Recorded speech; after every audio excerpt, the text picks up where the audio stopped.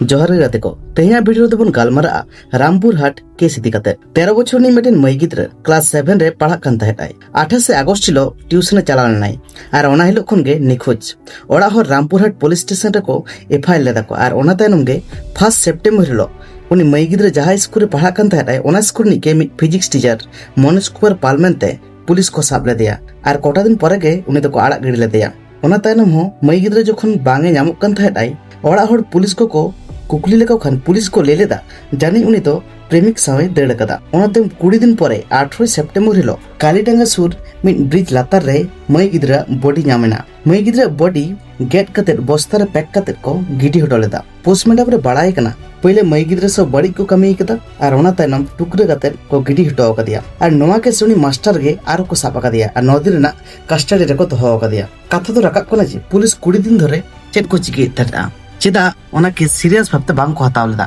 पहले खन के जुदी ठीक भाबते इन्वेस्टिगेशन को चलाव के ताहले होयतो कुड़ी गिद्रे नापाय के ताहे कोआय मिट डाक्टर कुड़ी गिद्रा केस दो पूरा देश रे होड़ा जबी रबुदवा आर मिट साधारण सांतार कुड़ी गिद्रा रे तो चेदा बांग चेदा नोंका दो झोतो हड़ के जुमिट लगाव बना आर प्रशासन कुकली लगा आर तीन दिन नोंका दो नहाचार चला कुड़ी गिद्रा चेतन रे आर नुई मई गिद्रा सा जहाय नोंका बाड़ी को कमी केदा उनको लगन गे जाते पुलिस को साब कोमा जोहार के।